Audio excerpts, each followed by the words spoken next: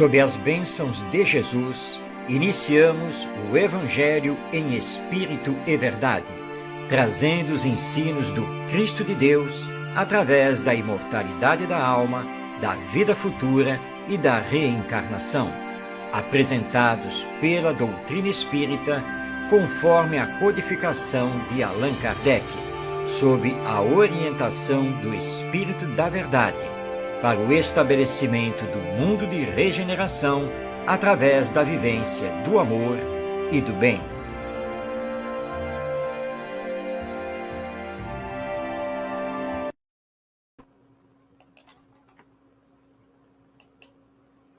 Olá, seja bem-vindo, seja bem-vinda. Iniciamos o Evangelho em Espírito e Verdade, trazendo a você, à luz da doutrina espírita, os ensinos morais do nosso Mestre Jesus. E desejamos a você, a todos que estão nos acompanhando, muita paz. Recebam o nosso abraço. Estamos aqui ao vivo, transmitindo pela web rádio Cristo Consolador, diretamente da cidade do Rio de Janeiro. E você, portanto, já está convidado a participar do nosso programa. Envie seu comentário, dê seu alô, faça sua pergunta. E não esqueça de dizer de onde você é. Coloque a sua cidade e estado. Tá bom? Estamos combinados? Então, iniciando esta edição do Evangelho em Espírito e Verdade, nós vamos dar continuidade ao estudo do Evangelho segundo o Espiritismo de Allan Kardec. Vamos colocar aqui na tela a nossa apresentação. Aí está. Nós vamos hoje abrir o capítulo 18. Vamos ver os seus itens 1 e 2, que traz para nós a parábola da festa de núpcias, do capítulo Muitos Chamados e Poucos os Escolhidos. Nós vamos ver a parábola e, na sequência, a explicação dela dada por Allan Kardec. Vamos, então, ao texto. Vamos lá, trocando aqui. Né? O texto está em Mateus, no seu capítulo 22, nos versículos 1 a 4. Então, a parábola é a seguinte. O reino dos céus é semelhante a um rei que faz as bodas a seu filho, e mandou os seus servos a chamar os convidados, mas eles recusaram. Enviou outros servos, com este recado: Eis aqui tenho preparado o meu banquete, e tudo está pronto. Vinde às bodas. Mas eles desprezaram o convite, e se foram, um para a sua casa de campo, e outro para o seu trabalho. Outros, porém, lançaram mão dos servos que ele enviara, e depois de os haverem ultrajado, os mataram. O rei, tendo ouvido isso, se irou, fez marchar seus exércitos, acabou com aqueles homicidas e pôs fogo à sua cidade. Então disse aos seus servos: os que foram convidados não foram dignos de se acharem no banquete. E depois às saídas das ruas, e a quantos achardes, convidai-os. Seus servos congregaram todos os que acharam, maus e bons. Entrou o rei para ver os que estavam à mesa, e viu ali um homem que não estava vestido com veste nupcial. E disse-lhe: amigo, como entraste aqui, não tendo vestido nupcial? Mas ele emudeceu.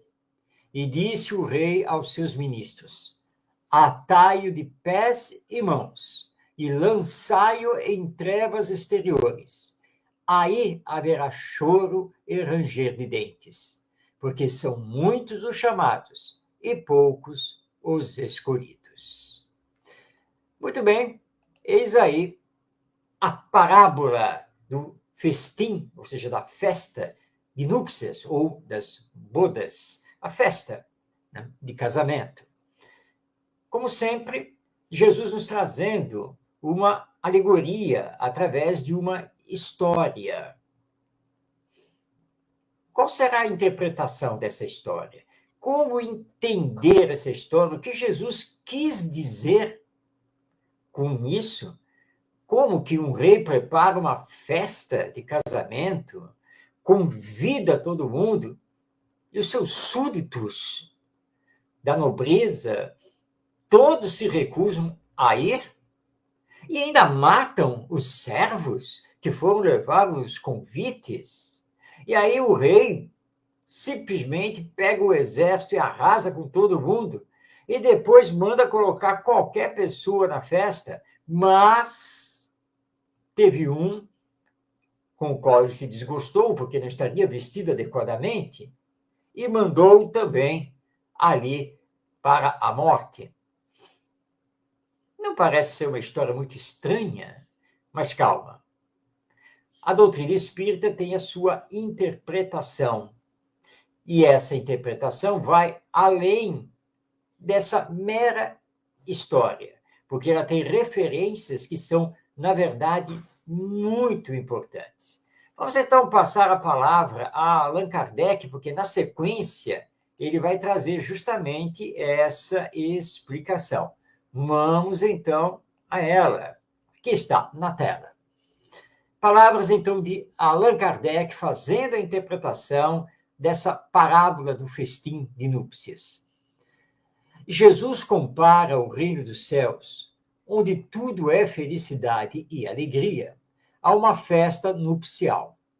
Os primeiros convidados são os judeus, que Deus havia chamado em primeiro lugar para o conhecimento da sua lei. Os enviados do rei são os profetas, que convidaram os judeus a seguir o caminho da verdadeira felicidade, mas cujas palavras foram pouco ouvidas, cujas advertências foram desprezadas, e muitos deles foram mesmo massacrados, como os servos da parábola.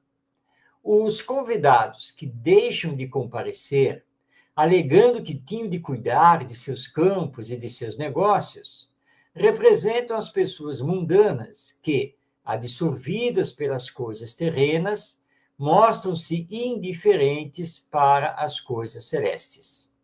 Mas não basta ser convidado.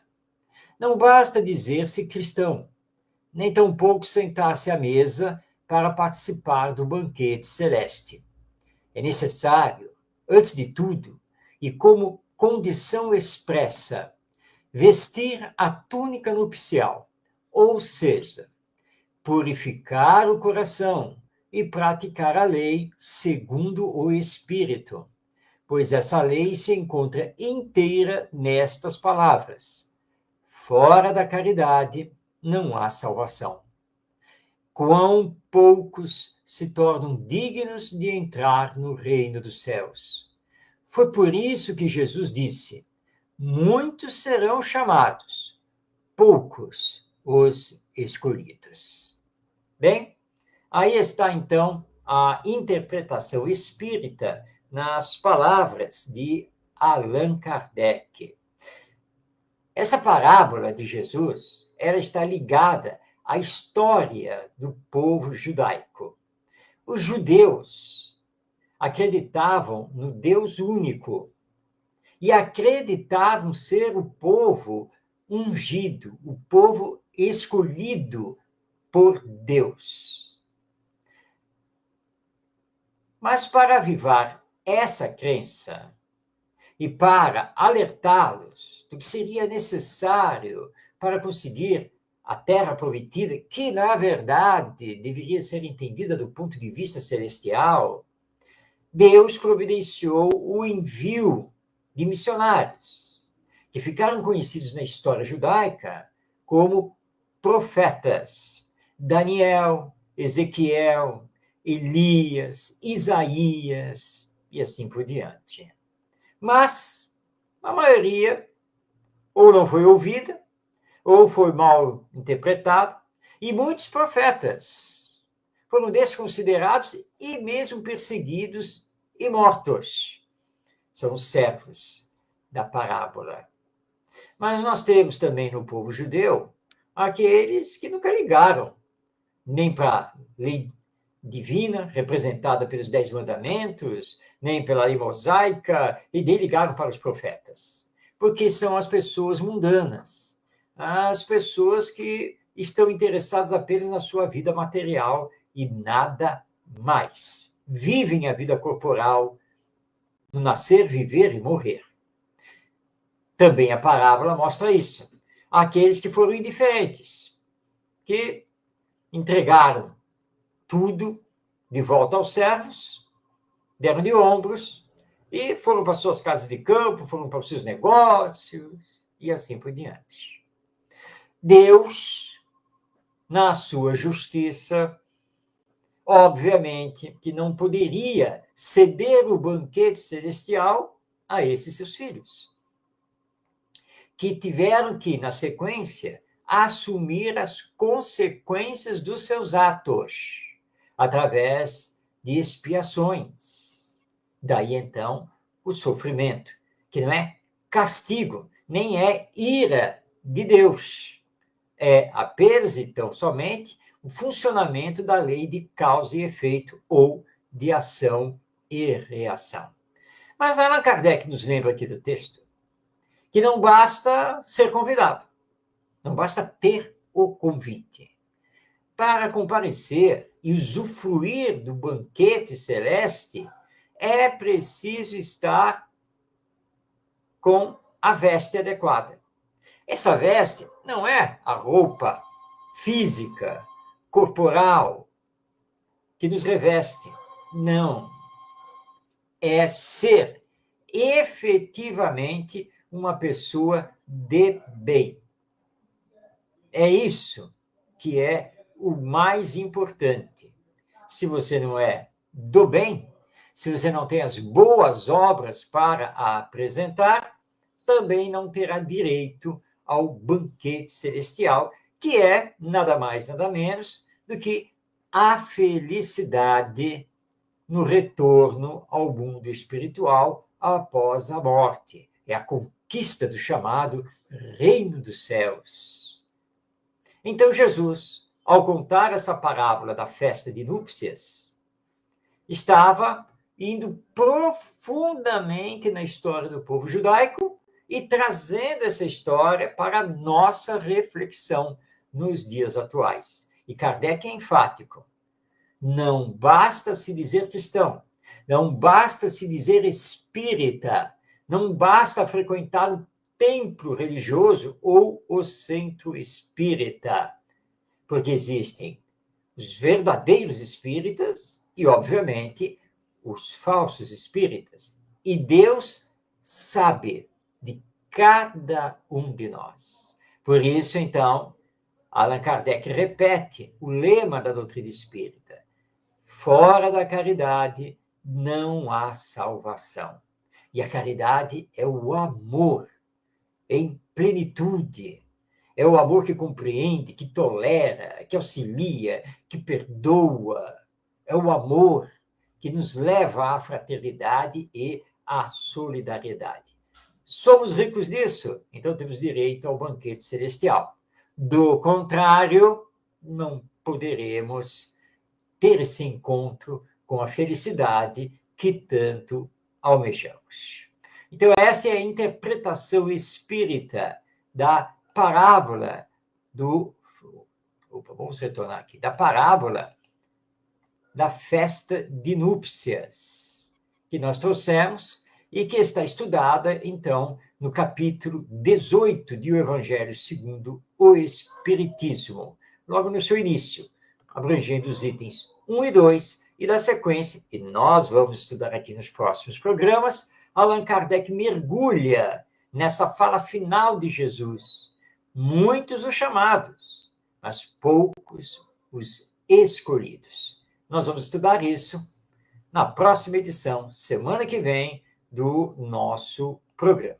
Porque agora está na hora de passarmos a palavra a Emmanuel, esse querido benfeitor espiritual, que através do médium Francisco Cândido Xavier, o nosso Chico Xavier, comentou largamente, profundamente, as cartas de Paulo de Tarso, que você já deve ter ouvido falar, as cartas aos Romanos, aos Coríntios, aos Efésios, aos Colossenses, aos Tessalonicenses e assim por diante.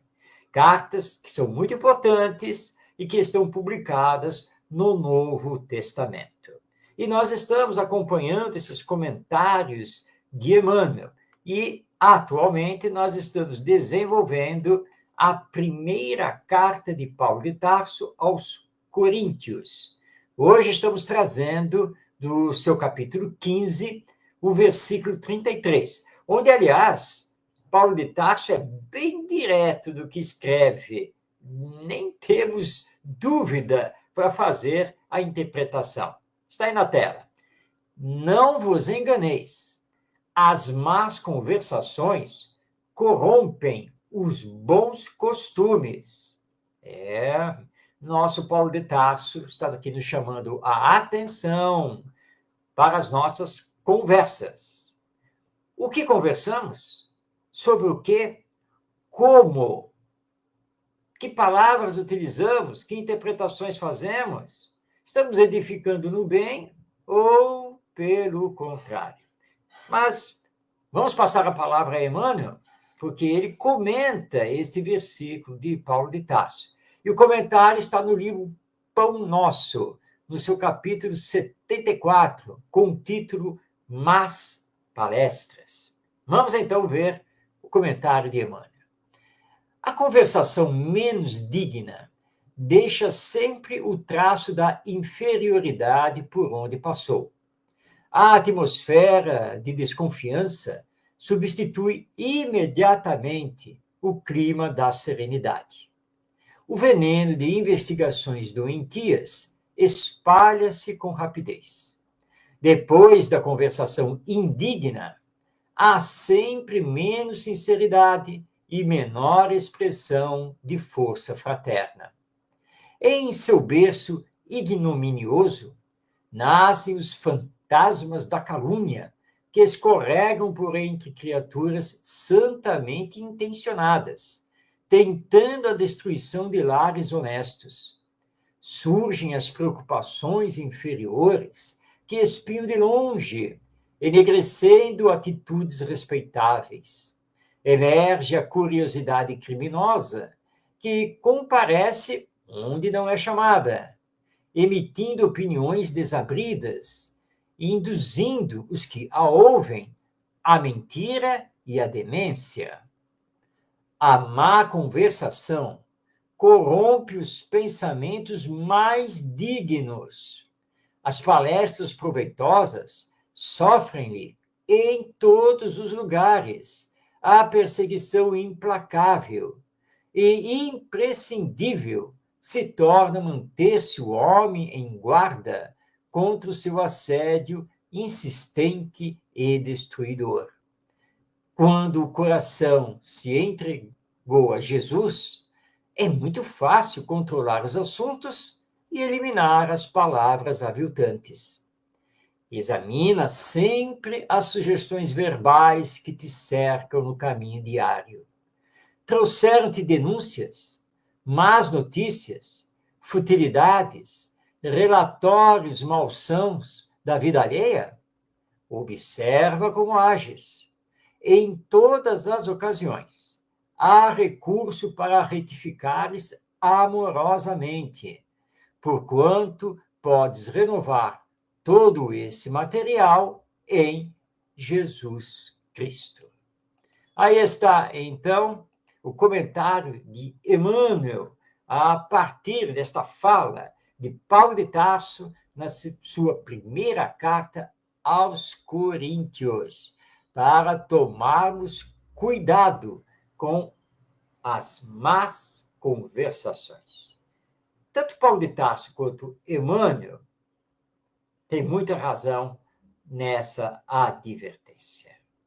O que nós mais encontramos na nossa convivência social é a calúnia, a mentira, o diz que diz e assim por diante.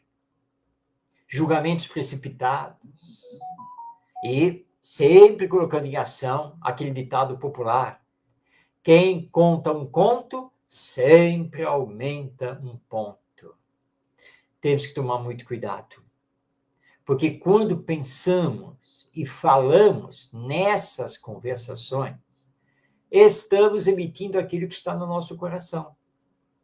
E essa emissão é energética, é energia pura, que atinge as pessoas e os ambientes. Por isso, inclusive, nós temos aquele famoso ambiente pesado, carregado, e que nos faz sentir mal.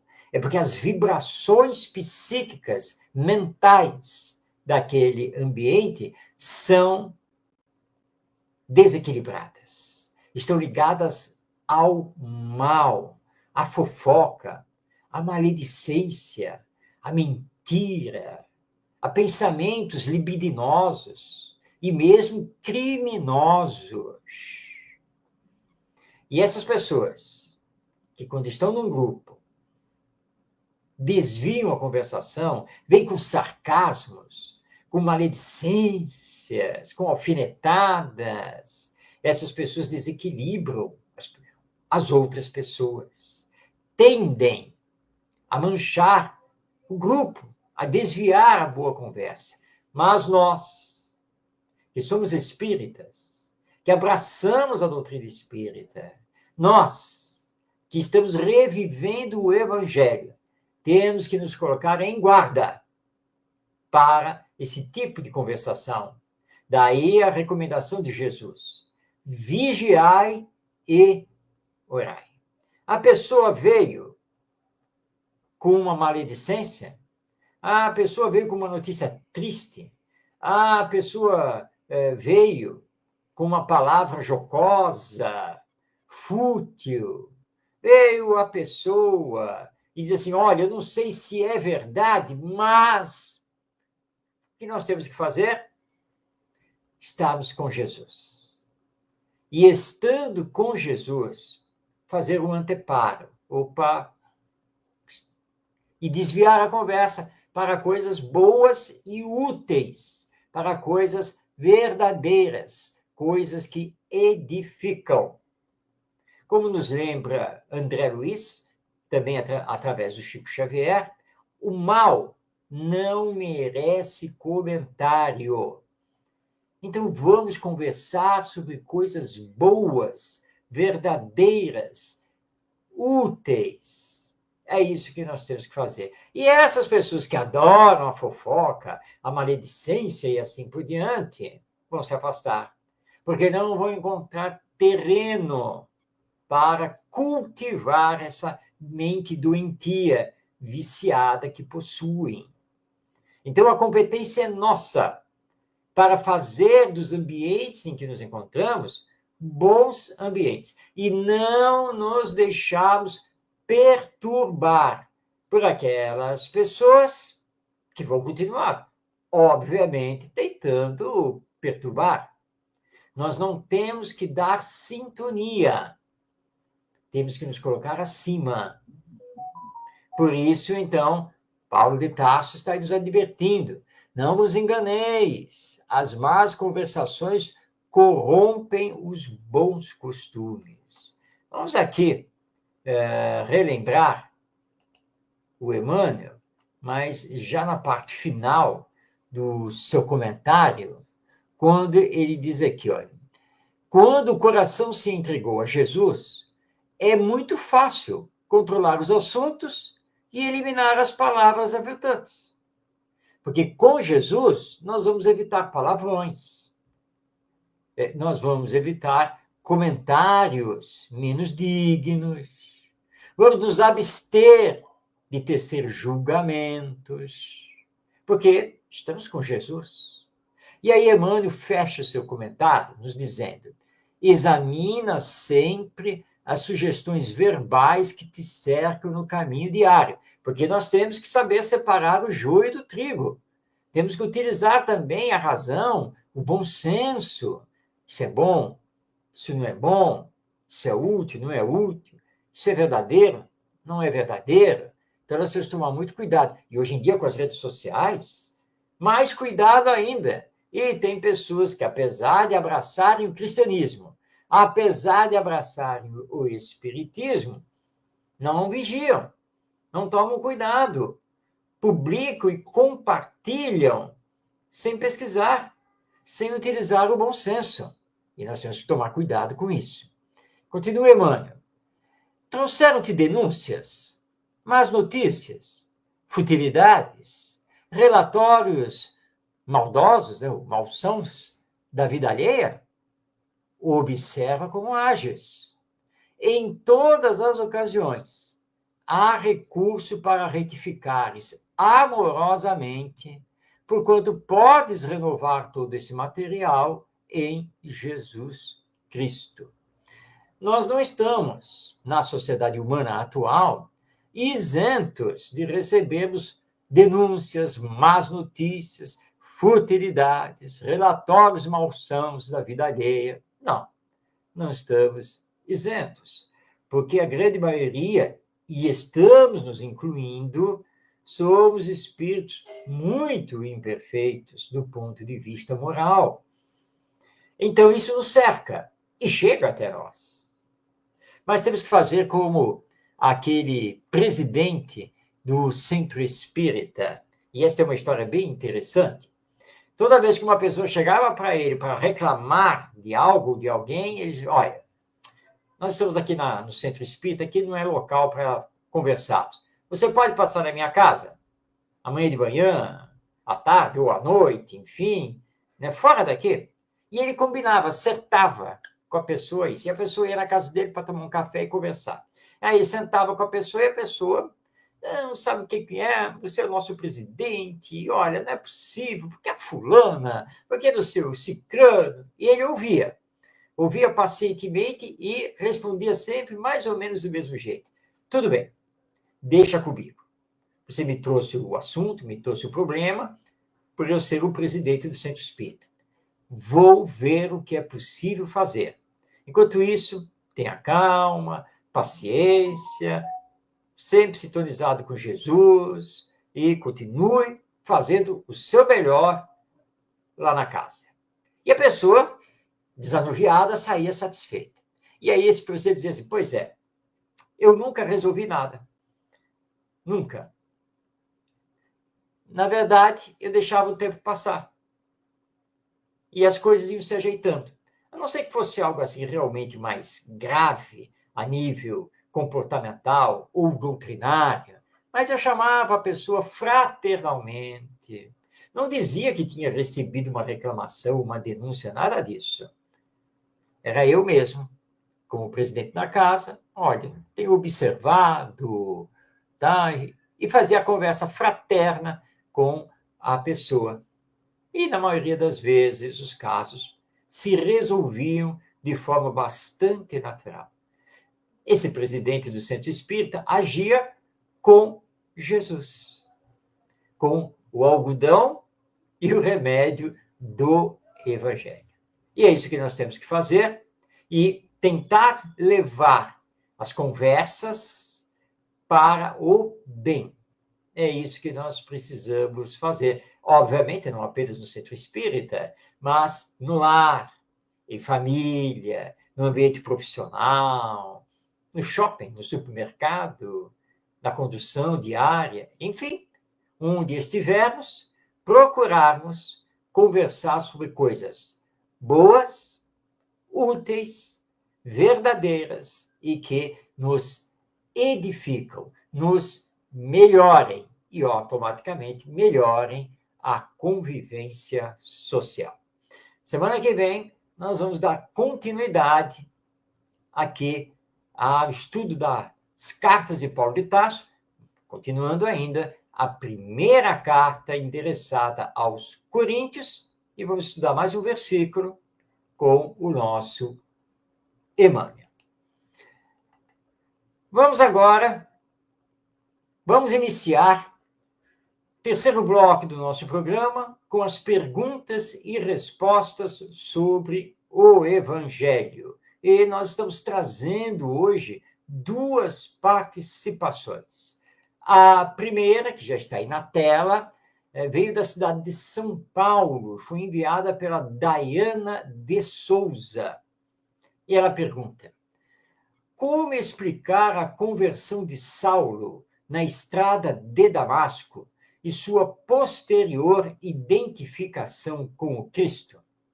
Essa pergunta é importante.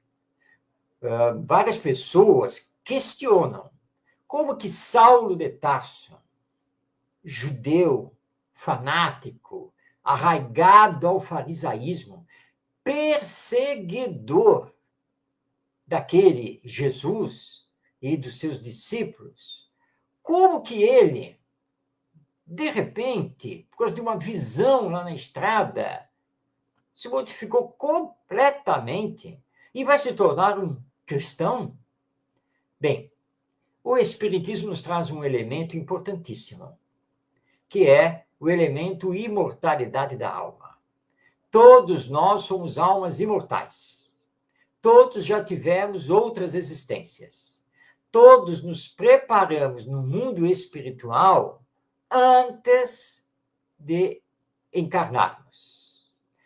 E, na verdade, todos estamos aqui reencarnados, porque já tivemos existências anteriores e estamos tendo agora esta existência. Saulo, que vai se tornar Paulo, quando ele latiniza o seu nome, era um espírito preparado. Ele estava aqui na Terra para cumprir uma missão junto com Jesus. Mas havia se deixado levar, pelo menos aparentemente, pelo judaísmo, pelo farisaísmo, porque a seita dos fariseus comandava as interpretações da lei mosaica, e eles eram rigoristas. E, num primeiro momento, ele não conseguiu aceitar aqueles ensinos de Jesus, porque muitos dos ensinos do mestre contrariavam as interpretações da lei mosaica e a própria lei mosaica. Por isso, então, ele iniciou as perseguições contra os primeiros cristãos, ainda na época em que os discípulos, os 12, estavam presentes, encarnados. Mas aconteceu que quando ele se dirige a Damasco com seus amigos para prender o cristão Ananias, ele tem a famosa visão de Jesus na estrada. Ele cai do cavalo, ele vê aquela luz intensa, ele se comove com aquilo, as fibras mais íntimas vibram. E ele, quando vê aquela luz espiritual intensa que o invade, ele se entrega a Jesus. Ali ele compreende que estava lidando com alguém muito superior a ele. Mas ele vai se preparar. Ele vai ficar 6 anos em peregrinação e meditação no deserto, estudando os ensinos de Jesus, para só depois começar realmente a divulgar a boa nova, os ensinos do Mestre Jesus. Então, na verdade, não foi uma transformação do dia para a noite. Não. Jesus tocou as fibras íntimas dele para relembrá-lo do compromisso espiritual junto com o Evangelho. Então, houve um despertamento das fibras mais íntimas, e aí Paulo se levanta como o gigante, o paladino do Evangelho. É assim, então, que ocorre a sua transformação de fariseu radical para um cristão, mas um cristão combatente, um cristão que não tergiversava, um cristão que realmente foi fundo no Evangelho, no seu entendimento e também na sua prática, porque isso já era dele, e ele leva isso para o cristianismo, e assim se deu a sua famosa conversão. Vamos agora à segunda pergunta. Essa nos foi enviada pela Rosana de Araújo, da cidade do Rio de Janeiro. E pergunta: o que é e como entender o batismo? Bem, Rosana, nós temos aqui que fazer um esforço histórico, resumido, mas é necessário. Porque nas escrituras sagradas do cristianismo, ou seja, no Velho Testamento, nós vamos encontrar já a figura do batismo. O batismo feito com água, que no Novo Testamento nós teremos a figura proeminente de João Batista, ou João o Batista. E ele era conhecido assim porque justamente ele utilizava as águas do Rio Jordão, considerado um rio sagrado pelos judeus, para batizar as pessoas. Mas no sentido de que elas, naquele ritual, fizessem a sua conversão do mal para o bem, do pecado para a glória divina. Mas o próprio João Batista, nas suas pregações, dizia que aquele batismo pela água devia ser substituído pelo batismo do Espírito. E aí nós vamos ter aquela cena maravilhosa do encontro de João Batista com Jesus no Rio Jordão. João Batista está pregando, e conforme as pessoas se entregavam à sua pregação, ele fazia lá o batismo com a água, e Jesus então comparece. João olha para Jesus e diz assim: quem sou eu para lhe batizar? Mas é você que deve me batizar, porque eu não sou digno sequer de apertar os cadarços das suas sandálias. Mas Jesus, firme, diz a ele: João, é preciso que as profecias se cumpram. E aí, então, segundo a narrativa evangélica, uma voz vem das nuvens do céu, todo mundo ouve e diz, e uma luz bate sobre Jesus, e essa voz diz: este é o meu filho amado. Ouvi-o, segui-o. E João, então, quando Jesus se afasta, ele reúne os seus seguidores, dizem agora, a partir de hoje, vocês devem seguir a ele, porque ele é maior do que eu. Ele é o Messias que havia de vir.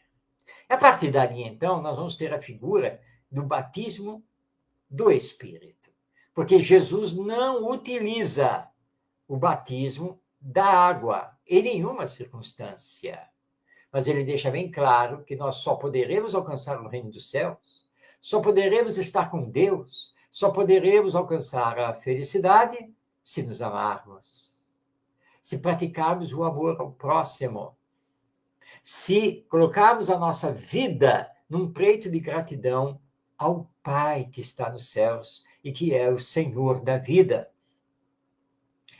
Então, nós espíritas não utilizamos a figura do batismo, mas entendemos da necessidade da chamada reforma íntima, ou autoeducação, do nosso aperfeiçoamento intelectual, moral e espiritual, porque somos destinados à perfeição, mas a caminhada é feita por nós. Então, eis aí como nós espíritas entendemos essa figura do batismo, que é, na verdade, uma figura espiritual.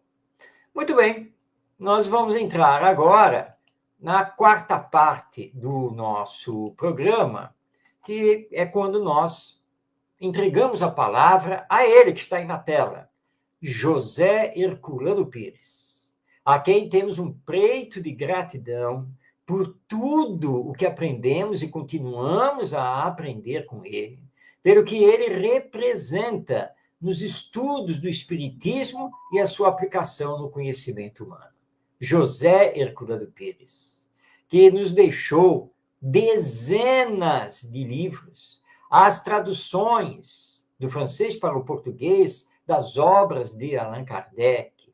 Ele que foi filósofo, professor, escritor, radialista, jornalista, amigo íntimo de Chico Xavier, grande divulgador da doutrina espírita e um paladino da educação à luz do espiritismo.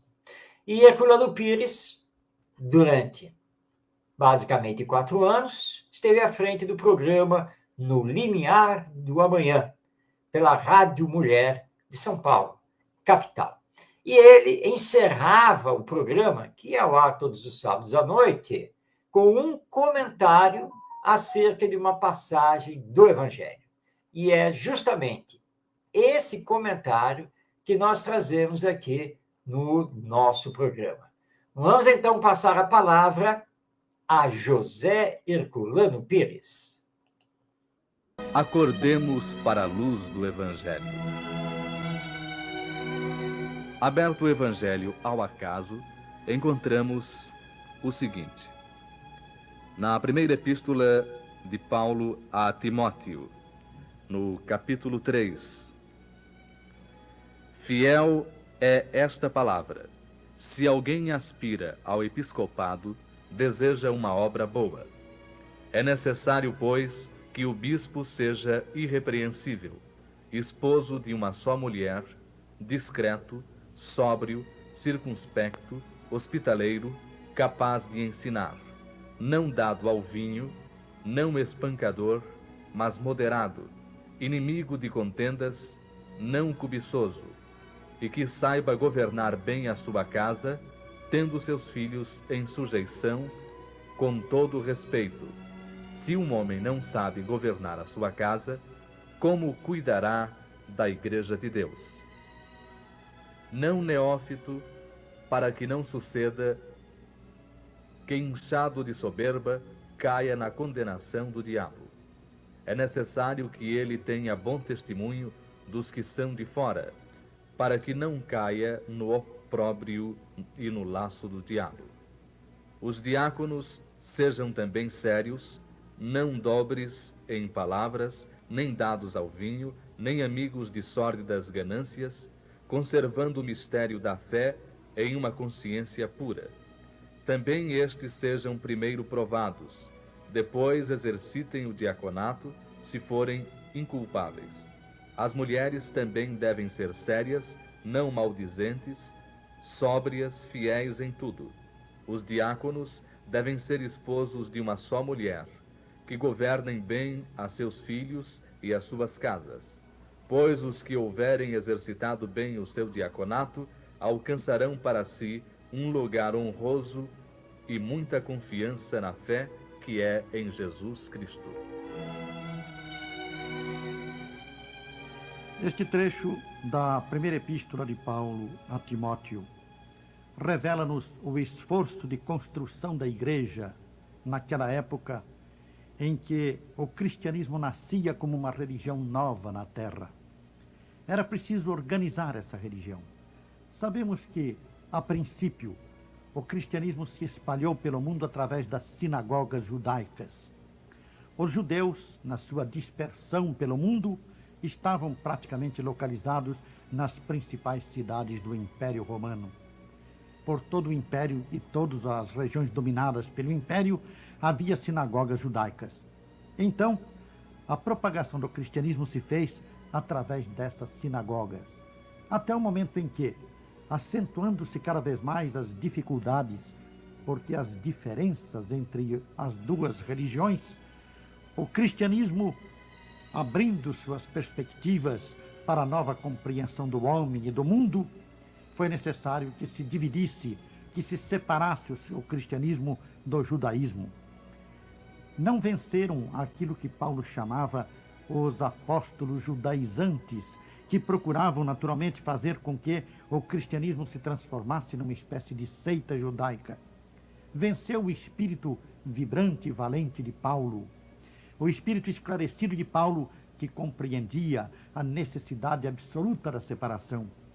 O cristianismo era uma nova mensagem, era uma nova ordem que surgia na terra, e era preciso que se estruturasse então a igreja cristã de uma forma diferente daquelas outras. É verdade que isto não era possível num sentido absoluto, porque umas coisas nascem das outras, como sabemos, na sucessão histórica. E teria de acontecer que a igreja cristã também se formasse sobre modelos já existentes nas diversas religiões.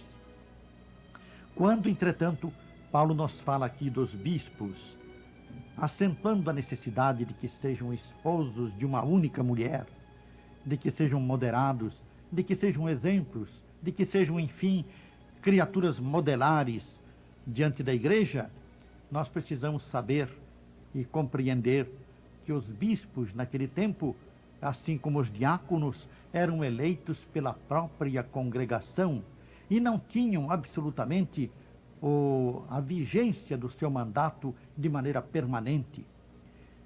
Periodicamente eram substituídos os bispos, eram substituídos os diáconos, aqueles que funcionavam na igreja, exercendo uma função superior, funcionavam de maneira transitória.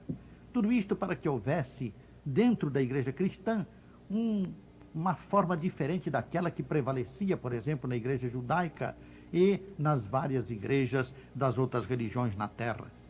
Seria a forma de maior liberdade, de maior facilidade para que todos os adeptos sinceros e honestos, dignos, pudessem exercer funções sacerdotais, sem, entretanto, o fato destas funções se transformarem em mandatos vitalícios ou permanentes.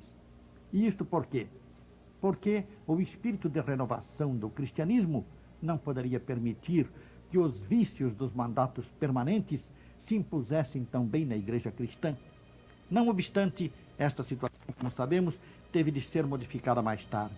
E teve mesmo de ser por um processo histórico natural. Eram imposições do próprio desenvolvimento histórico.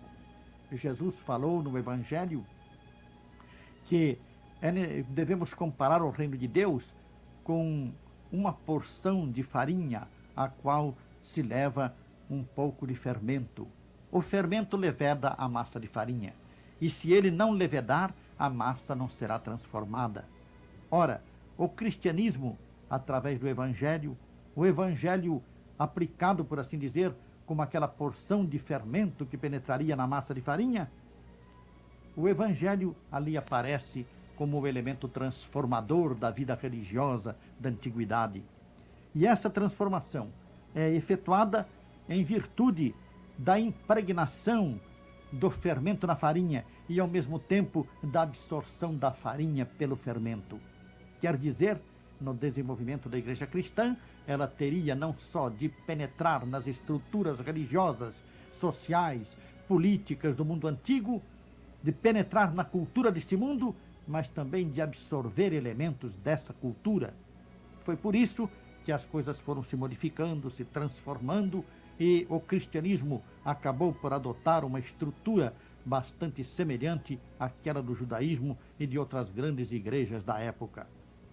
Isto tudo serve para nós compreendermos, então, o rigor que os cristãos tinham naquela época. Ao ensinar a Timóteo como devia ele estruturar cada igreja cristã que nascesse no roteiro da sua pregação, Paulo insiste principalmente na moral bastante elevada daqueles que fossem escolhidos para bispos e diáconos.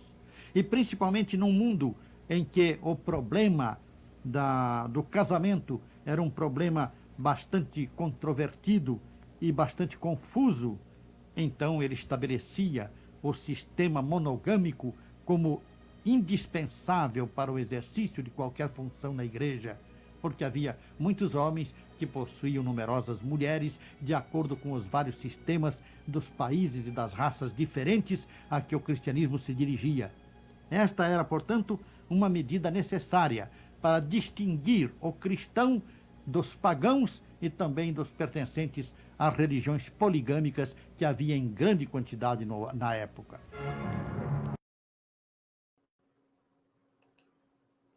Bem, assim tivemos a palavra de José Herculano Pires e chegamos ao final desta edição do programa O Evangelho em Espírito e Verdade, onde estudamos as lições do nosso Mestre Jesus à luz dos princípios que formam a doutrina espírita. Um grande abraço a você, paz na sua vida. E até semana que vem. Não esqueça, quinta-feira, às 5 da tarde. E o vídeo do programa fica disponível no YouTube, no canal da Web Rádio Cristo Consolador e também no canal Orientação Espírita. Jesus nos abençoe e até o nosso próximo encontro.